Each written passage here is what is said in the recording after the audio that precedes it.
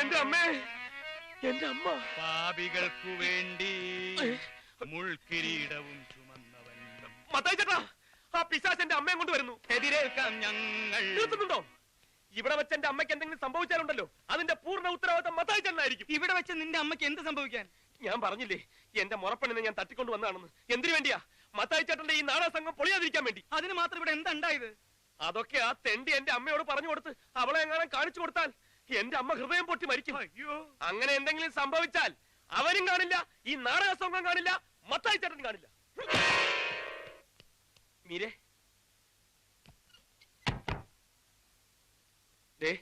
നിന്നെ സഹായിക്കാൻ നടന്നതിന് ഇപ്പൊ ഞാൻ അപകടത്തിൽപ്പെട്ടിരിക്കുന്നത്. ആ ദുഷ്ടം പോയി ഹൃദ്രോഗിയായ എന്റെ അമ്മയെ വിളിച്ചോണ്ട് വന്നിരിക്കുക. നീ എന്റെ ആരുമല്ലെന്ന് തെളിയിക്കാൻ. നീ എന്റെ മുറപ്പെണ്ണാണ്, അമ്മാവന്റെ മകളാണെന്നൊക്കെ ഞാൻ നാഴികയ്ക്ക് 40 വട്ടം വെച്ച് കാച്ചുന്നത് നിനക്ക് വേണ്ടിയാ. നിന്നെ ഒരാളും നോക്കാണ്ടും ദേഹത്ത് കൈവയ്ക്കാതിരിക്കാനും വേണ്ടിയാ. ഇപ്പൊ ആ നുണകളൊക്കെ എന്റെ അമ്മ അറിഞ്ഞാലുണ്ടല്ലോ, ആ നിമിഷം എന്റെ അമ്മ ചങ്ക് പൊട്ടി മരിക്കും. അങ്ങനെ ഒരു അപകടം ഇവിടെ സംഭവിക്കാതിരിക്കണമെങ്കിൽ നീ വിചാരിക്കണം. ഇനി നീ വിചാരിച്ചാൽ മാത്രമേ എനിക്കും എന്റെ അമ്മയ്ക്കും ഒരു ജീവിതമുള്ളൂ.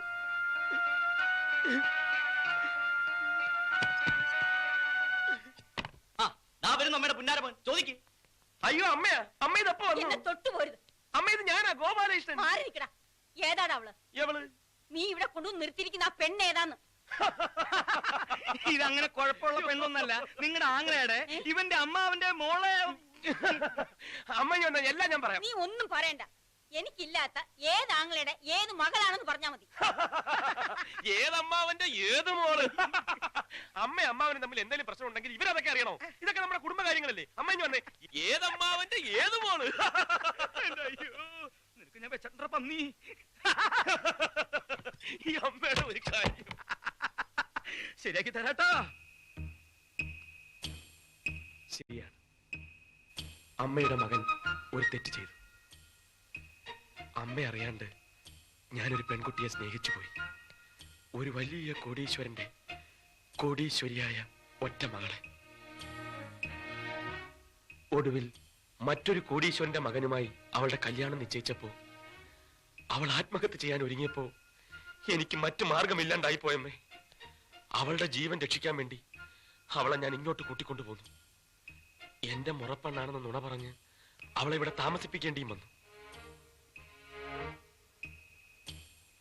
ഇതൊക്കെ അമ്മയോട് വന്ന് പറഞ്ഞാൽ അമ്മ ക്ഷമിക്കുമെന്നും അവളെ സന്തോഷത്തോടെ സ്വീകരിക്കുമെന്നും എനിക്കറിയാമായിരുന്നു. അതിനൊക്കെ സമയമാവട്ടെ എന്ന് വെച്ച് കാത്തിരിക്കുകയായിരുന്നു.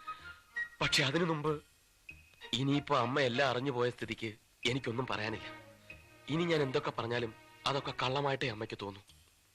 അതുകൊണ്ട് വേണ്ട, ഞാൻ അവളെ പറഞ്ഞു വിട്ടേക്കാം.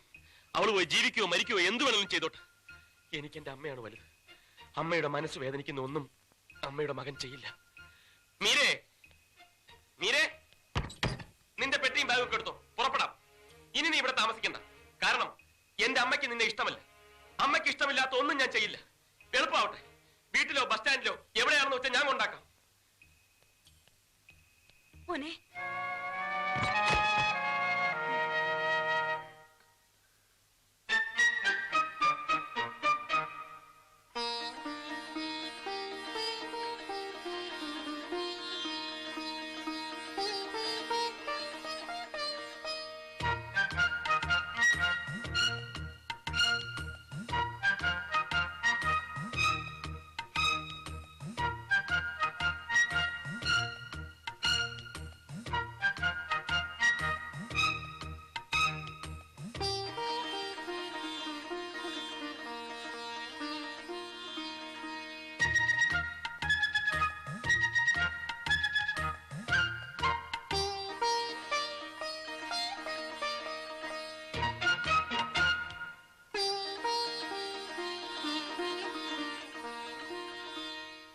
എന്ത് ധൈര്യത്തിലാ കുട്ടി നീ ഇവന്റെ കൂടെ ഇറങ്ങി പുറപ്പെട്ടത്? അതും ആണുങ്ങൾ മാത്രമുള്ള ഒരു വീട്ടിൽ വന്ന് വെറും കഴുത്തായിട്ട് താമസിക്കുക. ചീത്തപ്പേരുണ്ടാവാൻ വേറെ വല്ലതും വേണോ? ദേ, നിങ്ങളോട് രണ്ടുപേരോടാ പറയുന്നത്. ഇനി ഇവളെങ്ങനെ ഇവിടെ നിർത്താൻ പറ്റില്ല. എത്രയും പെട്ടെന്ന് അവനെ കൊണ്ട് അവളെ കഴുത്തി താലിയേറ്റിപ്പിക്കണം. അതെ ഈ കല്യാണം അധികം നീട്ടിക്കൊണ്ട് പോണില്ല. അമ്മ പറഞ്ഞാ പിന്നെ അതിനപ്പുറം ഇല്ല. ഏറ്റവും അടുത്ത മുഹൂർത്തത്തിൽ ഇവന്റെയും ഇവരുടെയും കല്യാണം. കംപ്ലീറ്റ് ചെലവും ഈ എന്റെ വക.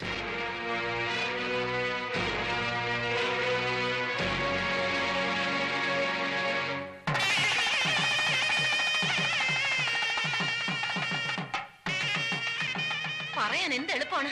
കഴുത്തിൽ താലി കെട്ടിയാണോ നാടകം കളിക്കുന്നത്? അതുകൊള്ളാം. മീരയുടെ പറച്ചിൽ കേട്ടാത്തൊന്നും മീരയ്ക്ക് മാത്രമേ പ്രശ്നമുള്ളൂ. ഈ താലി കെട്ടുന്ന എന്റെ ജീവിതമോ അതെന്താ മീര മനസ്സിലാക്കാത്തത്? മീരയ്ക്ക് വേണ്ടിയല്ലേ ഞാൻ എന്റെ അമ്മയോട് പോലും കള്ളം പറഞ്ഞത്. ആ കള്ളം വിശ്വസിച്ച് മീരയുടെ കഴുത്തിൽ ഞാൻ താലി കെട്ടണമെന്ന് എന്റെ അമ്മ ആഗ്രഹിച്ചു പോയതിൽ എനിക്കെന്ത് ചെയ്യാൻ പറ്റും? അതുകൊണ്ട് എന്റെ അമ്മയുടെ ജീവൻ രക്ഷിക്കാൻ വേണ്ടി, അതിനുവേണ്ടി മാത്രം മീരയുടെ കഴുത്തിൽ ഞാൻ താലി കെട്ടിയേ പറ്റൂ. ഇത് കഴിഞ്ഞാൽ ആരും കാണാണ്ട മീര തന്നെ അതങ്ങ് അഴിച്ചു മാറ്റിയേക്കും. പ്രശ്നം തീർന്നല്ലോ. പിന്നെ ഇതിന്റെ പേരിൽ മീരയുടെ ശരീരത്തിൽ തൊടാനോ മീരയുടെ മേൽ അവകാശം സ്ഥാപിക്കാനോ ഞാൻ വരില്ല. വരില്ല എന്ന് പറഞ്ഞാൽ വരില്ല. ഇത് സത്യം, സത്യം, സത്യം. ഇപ്പൊ വിശ്വാസമായല്ലോ. വാ വാ വാ, റെഡിയാവും റെഡിയാവും. വന്നേ വന്നേ. വിശ്വാസമായില്ല അല്ലേ? ഞാൻ നിനക്ക് വേണ്ടി ചെയ്തിട്ടുള്ള കാര്യങ്ങളിൽ ഏതെങ്കിലും ഒരെണ്ണം ഒരു ചെറിയ ഉപകാരമായിട്ടെങ്കിലും നിനക്ക് തോന്നിയിട്ടുണ്ടെങ്കിൽ ഞാൻ പറയുന്നത് നീ വിശ്വസിക്കണം. ഇതിൽ കൂടുതൽ പറയാനൊന്നും എനിക്കറിയില്ല. വളഞ്ഞ വഴികളൊന്നും ഞാൻ ശീലിച്ചിട്ടുമില്ല.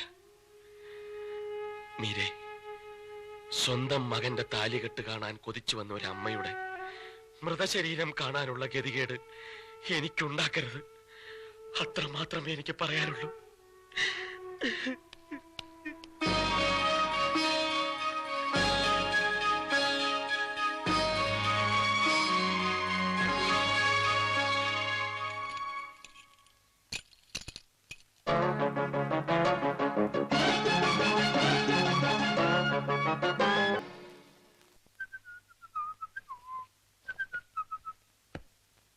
അല്ല, ഇതെന്തൊരു ഏർപ്പാടാ?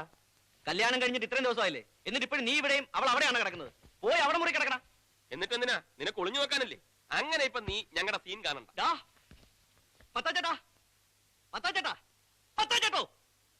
എന്താടാ തുടങ്ങിയ പിന്നെയും? ഇവനെ നോക്കിയേ, ഇവന്റെ കല്യാണം ശരിക്കുള്ള കല്യാണമായിരുന്നു എന്ന് എനിക്ക് സംശയമുണ്ട്. അല്ലെങ്കിൽ ആ പെണ്ണിനെ അവിടെ തണിച്ചാക്കിട്ട് ഇവൻ ഇവിടെ വന്ന് കിടക്കുന്ന എന്തിനാ? ശരിയാണല്ലോ. നിനക്ക് അവിടെ പോയി സുഖമായിട്ട് കിടന്നൂടാ ഗോപാലകൃഷ്ണ. ഓ, ആ സുഖം ഞാൻ വേണ്ടെന്ന് വെച്ചു. നിങ്ങളൊക്കെ ഇവിടെ ഇങ്ങനെ ദുഃഖിച്ചു കഴിയുമ്പോ ഞാൻ മാത്രം സൂഹിക്കുന്നത് ശരിയല്ലല്ലോ. അങ്ങനെ നീ എന്തിനാണ് ഒരു ത്യാഗം ചെയ്യണേ? എഴുന്നേൽക്കടാ. എടാ ഇങ്ങോട്ട് എഴുന്നേൽക്കാൻ. എഴുന്നേൽക്കടാ. മത്തായി ചേട്ടാ, ഞാനൊന്ന് പറയട്ടെ. തൽക്കാലം ഞങ്ങൾക്ക് കുട്ടികൾ വേണ്ട. ഒരു കൊല്ലം കഴിഞ്ഞിട്ട് മതിയെന്ന ഞങ്ങളുടെ തീരുമാനം.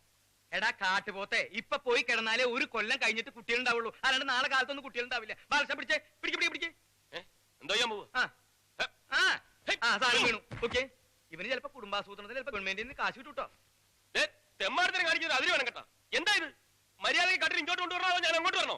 ബാലകൃഷ്ണ, ഇത് നല്ല ഐശ്വര്യമുള്ള കട്ടള. എന്റെ അപ്പാപ്പൻ ഇതുമ്മ കിടന്നിട്ട് 3-ാം ദിവസം തട്ടിക്കും.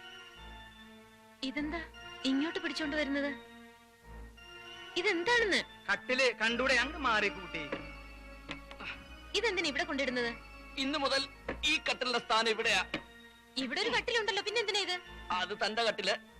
ഇതേ കിടക്കേണ്ട ആൾ ഇപ്പൊ വരും. ആര്? നീ ഇതങ്ങോട്ട് വിരിച്ചേ. ചോദിച്ചത് കേട്ടില്ലേ? ആരെവിടെ വന്ന് കിടക്കാൻ പോകുന്നേന്ന്? ചൂടാവല്ലേ സിസ്റ്ററെ, ഞാനല്ല. പോരെ. നിനക്കെന്താ നാണം? ഇന്ന് മുതൽ നിങ്ങൾ രണ്ടല്ല ഒന്നാ. അയ്യേ, നീ എന്തിനാണ് അവിടെ വട്ടം കറങ്ങി നിൽക്കണേ? നാണമില്ലേ? മത്തായി ചേട്ടാ, വാതിൽ അടച്ചുകളല്ലേ? ഓ, അടച്ചു കളഞ്ഞു. മത്തായി ചേട്ടാ, പുറത്തുനിന്ന് കുറ്റിയിട്ടേക്കല്ലേ? കുറ്റിയൊന്നും ഇട്ടിട്ടില്ലടാ. അയ്യോ, കുറ്റിയിട്ട് കളഞ്ഞു. ഇതാ ചെറിയ കാര്യം മതി. മത്തായി ചേട്ടാ ഉടനെ കുറ്റിയിട്ട് കളയും. മത്തായി ചേട്ടാ,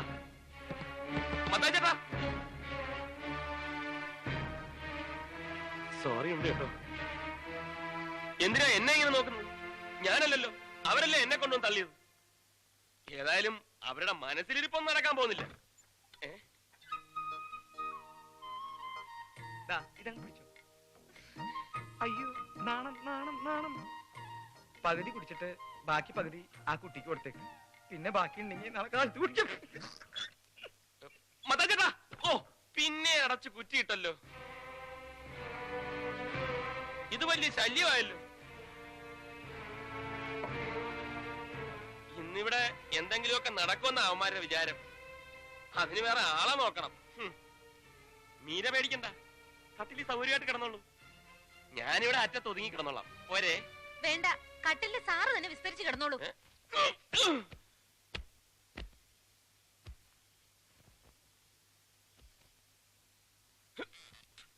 ഓക്കെ, മീരയ്ക്ക് മീരയെ വിശ്വാസമില്ലെങ്കിൽ വേണ്ട. പക്ഷെ എനിക്ക് എന്നെ നല്ല വിശ്വാസമാണ്. ഇനി മീരയുടെ ഭാഗത്തു നിന്ന് എന്തെങ്കിലും തെറ്റുണ്ടായാലും ഞാനത് തടയും. Good night.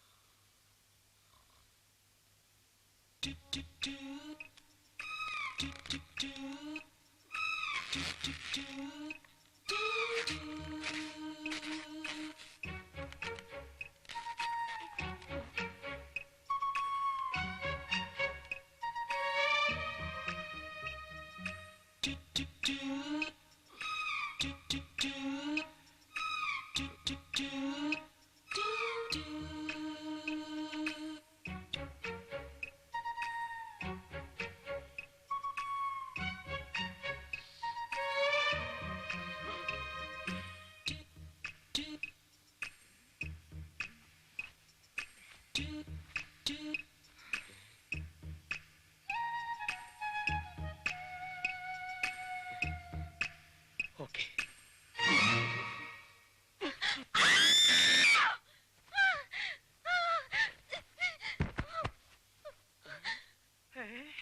ബാലകൃഷ്ണൻ എന്താണ് ഒച്ച കേട്ടത്? ഫസ്റ്റ് നൈറ്റ് അല്ലേ, അതിന്റെ ആയിരിക്കും മത്തായിച്ചേട്ടാ. ഫസ്റ്റ് നൈറ്റ് എന്ന് പറഞ്ഞിട്ട് ഇങ്ങനെ ഒച്ച ഉണ്ടാവൂ? ഇത് ഫസ്റ്റ് നൈറ്റ് അല്ല, ലാസ്റ്റ് നൈറ്റ് ആണെന്ന് തോന്നുന്നത്. ഞാനങ്ങനെ ഇവിടെ വന്നു? ആരാ എന്നെ പൊക്കിയെടുത്ത് ഇവിടെ കൊണ്ട് കിടത്തിയത്? നീയാണോ? മതി, അഭിനയിച്ചതും പച്ചപ്പാവൻ ചമഞ്ഞതും ഒക്കെ. ചതിയനാണ് നീ, കൊടും ചതിയൻ. മീര, ബഹളം ഉണ്ടാക്കരുത് പ്ലീസ്. അപ്പുറത്ത് അവരൊക്കെ ഉണ്ട്. അവരൊക്കെ കേക്കട്ടെ, സത്യം എന്താണെന്ന് അവരറിയട്ടെ.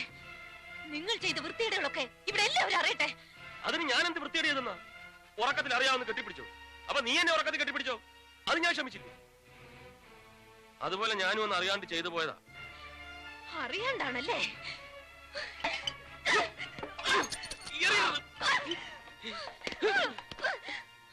നീ അറിയാണ്ട് ചെയ്തതാണല്ലേ? നീ ശരിക്കും അറിയാണ്ടാണ് ഇതൊക്കെ ചെയ്യുന്നത്. എന്തായി കാണിക്കുന്നത്? ഞാൻ അപ്പോഴേ പറഞ്ഞതല്ലേ എന്റെ ശരീരത്തിൽ തൊട്ടു പോരുന്നുണ്ട്, തൊടാൻ ഞാൻ സമ്മതിക്കില്ലെന്ന്. എന്നിട്ടും നീ ഇതല്ലേ, ഈ ചരട് എന്റെ കഴുത്തിൽ കെട്ടിയ അധികാരത്തിലല്ലേ നീ എന്നെ തൊട്ടത്? ആ അധികാരം ഞാൻ ഇപ്പൊ തന്നെ അവസാനിപ്പിച്ചേക്കാം. കൈയെടുക്ക്. ഞാൻ പറയുന്ന ഒന്ന് കേൾക്ക്. പൊട്ടിക്കരുത്. കൈയെടുക്കാനാ പറഞ്ഞത്. പൊട്ടിക്കരുതെന്നാ പറഞ്ഞത്. പൊട്ടിക്കും, പൊട്ടിക്കെന്ന് പറഞ്ഞ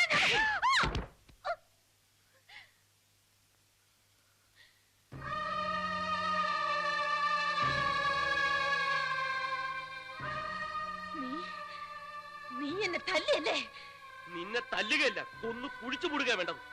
ഇനി ആ താലിയിൽ എങ്ങനെ തൊട്ടാലുണ്ടല്ലോ കൊന്നുകളയും നിന്നെ ഞാൻ. വേണ്ട, നീ എന്നെ കൊല്ലണ്ട. ഞാൻ ചാവല്ലേ നിനക്ക് വേണ്ടു? ഞാൻ ചത്തോളാം, ഞാൻ തന്നെ ചത്തോളാം. പോ, എവിടെയെങ്കിലും പോയി ചാവ്. കാണിച്ചു തരാം, എല്ലാത്തിനും ഞാൻ കാണിച്ചു തരാം. എന്റെ ശവത്തിന് നിങ്ങളെ കൊണ്ടൊക്കെ ഞാൻ സമാധാനം പറയിക്കും. നോക്കിക്കോ.